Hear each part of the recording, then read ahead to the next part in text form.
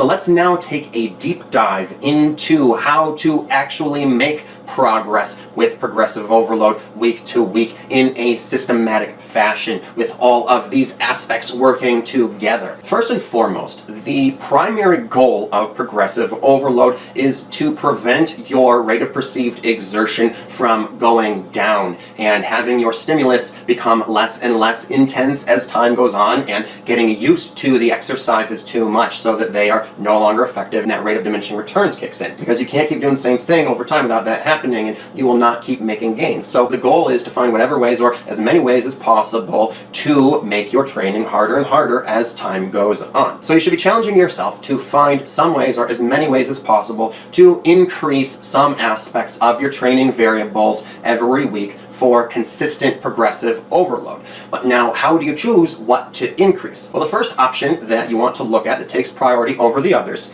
is adding reps. You want to add reps as long as it won't cause you to exceed your desired rep range, all right? So if you are trying to lift heavier in the 10 or less rep range and you're already doing 10, which, generally you would start with that if that is your goal, then you wouldn't want to increase reps, okay? But otherwise you would. Now, adding reps comes with a trade-off in that when you add reps, generally you're not going to be able to add weight as long as you were using an adequate weight in the first place, all right? Because if you're able to add reps and add weight, then you were lifting way too light in the previous week. And when you add reps, there's another thing that happens in that your reps in reserve goes down and your rate of perceived exertion goes up. So you should also only add reps if it's going to keep you in the rate of perceived exertion that you were supposed to be in, okay? So if you're only supposed to be doing an 8 RPE, and adding reps would mean going beyond that, then you shouldn't be adding reps. But otherwise, adding reps is a really great thing to do, especially if you're not already lifting in a high rep range. And you'll also find that if you are lifting in a low rep range, that adding reps will mean adding a huge fraction of volume, okay? Because, for instance, if you are lifting at 5 reps, adding 1 rep means doing 20% more work, all right? So that is how significant adding reps is. And also, as you may remember, adding reps actually equals a higher workload than adding weight, okay? So that is why it is so significant that that should be your first priority, all right? Then comes adding sets. And this is something you should do, especially if you recovered ahead of time from your last workout, okay? That means you should add 1 to 2 sets per muscle group or movement pattern. But if you healed right on time, you should add 0 to 1, depending on how you feel about it. And if you barely recovered on time, you shouldn't add any. And if you were still a little sore and didn't really recover on time, then you shouldn't add any, and you should even maybe dial it back a little. But as long as you're recovering on schedule or before schedule, then adding sets is a huge way to add volume and do progressive overload. And that is in fact the main way that you're going to make your way from your MEV to your MAV and even your MRV. Now the next priority, if you have done some progressive overload with volume and feel as though you can handle an increase in the intensity as well, you should add some weight. All right, so there's 2 options to do here. You can add a little bit of weight and try to keep the reps the same. And so to do this, you'd want to add 5 pounds or less for most lifts, maybe 2.5 for some. And this really depends on what the lift is, okay? If you are doing a lift that you are feeling really strong at, it could be 5 pounds per arm or leg, all right? Otherwise, if it's a lift that is working a really small muscle like a side or rear delt, you might only add 2.5 to the entire lift, all right? That is going to take some auto-regulation. The other option is to add a larger amount of weight and then decrease the amount of reps by 2. All right, so for this, you'd want to be increasing the weight for about 10 pounds for most lifts, okay? And as long as you can stay within your desired rep range and RPE, that is a great way to do progressive overload week by week, okay? When I was focusing on increasing the intensity over time, I kept my number of sets the same for an entire phase, and every week I was increasing every lift by 10 pounds and decreasing it by 2 reps. And I had started in the high rep ranges and made my way all the way to the high end of strength training at 4 to 6 reps. In that slow but steady step loading pattern, incrementally increasing the weight by 10 pounds and decreasing it by 2 reps over the course of months, really helped me to build up strength in a manageable fashion without hurting myself. The key there is to not add too much too fast. You really shouldn't go over 10 pounds unless you are using a machine that makes the exercise easier than most. And you should also really only do that if you felt like it was too light for the last week or two. So if for the last week or two you added 10 pounds, but then didn't have to decrease the reps by 2 and were able to hit the same reps and felt like you could have handled more weight, then you could add 15 instead of 10.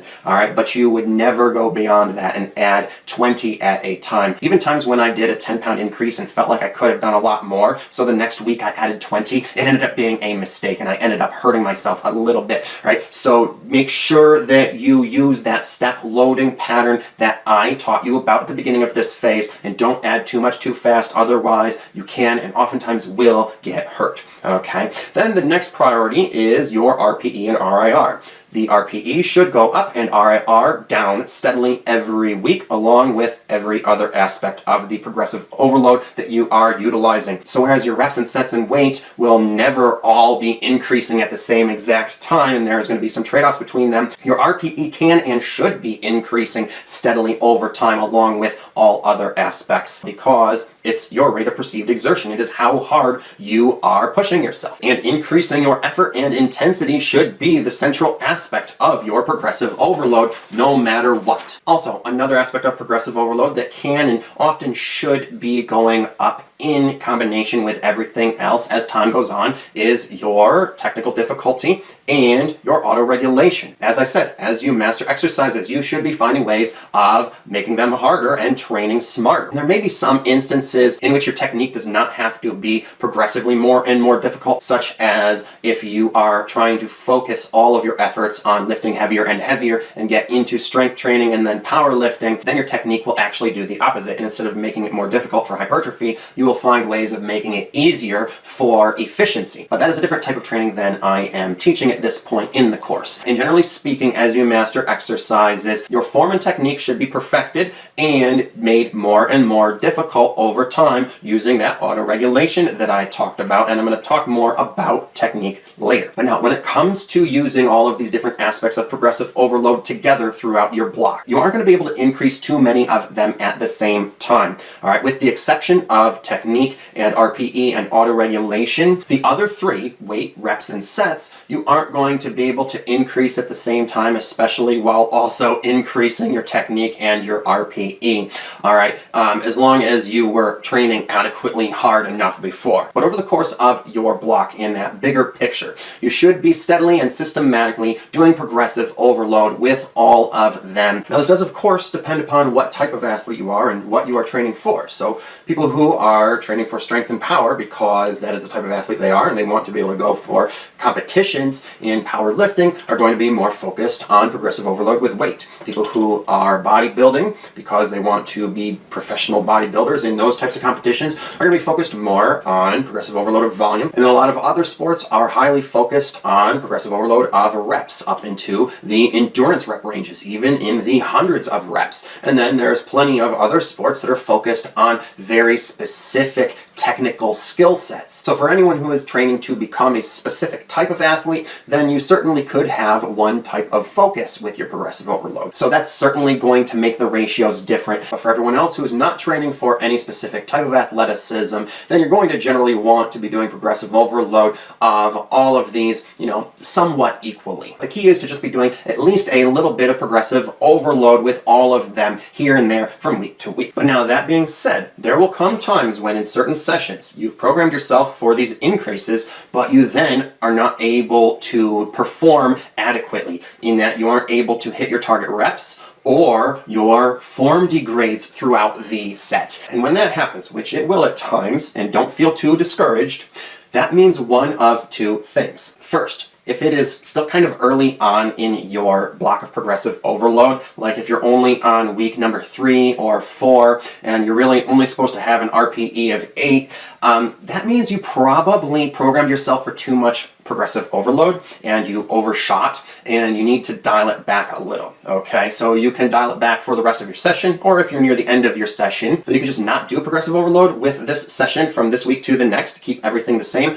or only do a very little amount of progressive overload with this work from this week to the next. Now, it's going to take some auto-regulation. It really depends on the exact situation there. But if this is not happening too early on in your training block, and you have already been training for 5 or 6 weeks, then it means a second thing, which is that you have been training so hard for so long that you are already maxing out your efforts and becoming fatigued and starting to peak in your performance. So if that is what is occurring, you're going to want to keep doing progressive overload just a little bit more, but in a different manner than you have been. So if you have been focusing on increasing the weight a lot from week to week, and you feel as though that is probably why you are not hitting your target reps, then keep the weight the same and increase something else next week. For instance, the reps or the technical difficulty, right? Try to hit your target reps or more next week and with better form. Or if you've been increasing your sets from week to week and you feel as though you are hitting your MRV for volume, then don't increase your sets anymore. Increase your reps or your weight, or again, the technical difficulty. But whatever the case may be, find some other way that is going to be more feasible to continue pushing yourself further until you fully peak your performance. But then there will be a point in the next week or two where you are maxing out your performance and training to or past failure,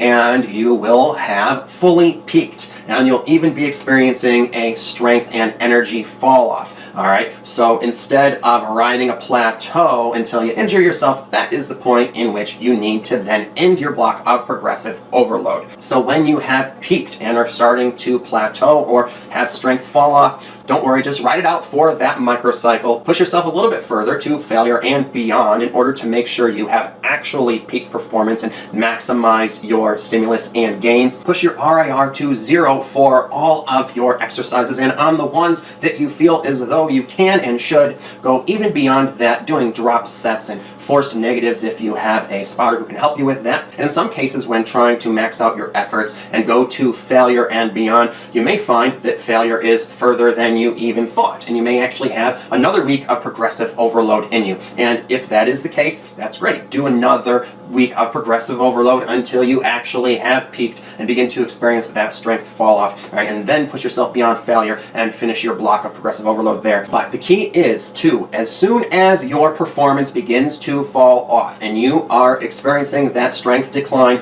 and that fatigue, then you do need to end your block, all right? Do not keep pushing yourself harder and harder even though your performance is beginning to fail. It is so important that you end your block once your performance has fully peaked, and do not go chasing waterfalls, because that is how you get injured. I should know, I have done it when I used to listen to the gym bros who I didn't know were on steroids telling me that there's no such thing as overtraining, only under eating, and you can push yourself to the max every day, listening to all this bullshit on social media about hustle culture, and that is something that is just not sustainable. It will get you injured if you continue to do it after you have peaked performance, okay? So once you begin to fail and you go beyond failure, then it is time to deload. What you're going to do is take a week to cut all of your volume way back by like 50% or more,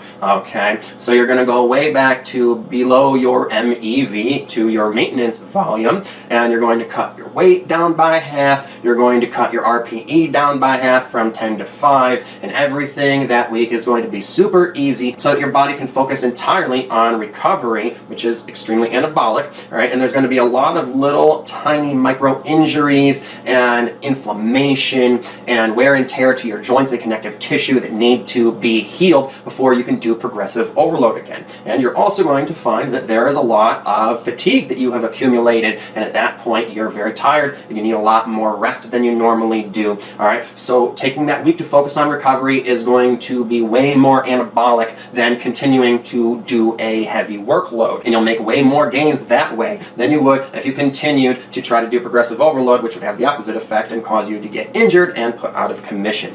All right, and then after you take a good deload to recover and recuperate, you're going to start the next block of progressive overload, also known as a mesocycle, with one increment in weight and volume more than you started the previous cycle. So you're going to do that first week what you did in the second week of the previous mesocycle. All right, and this is why it is so important for you to keep a lifting log, because you're going to need to constantly be referencing it. When you're programming the next week, you're going to need to reference the previous week. And when you're programming the first week of your next mesocycle, you are going to reference the second week of your previous mesocycle. And anytime that you do not do an exercise for a little while and come back to it, you're going to want to reference what weight you started with last time that you started doing progressive overload with it, and start that with the same weight and reps, or maybe one increment more. So that is how to do all the different types of progressive overload together in systematic cooperation.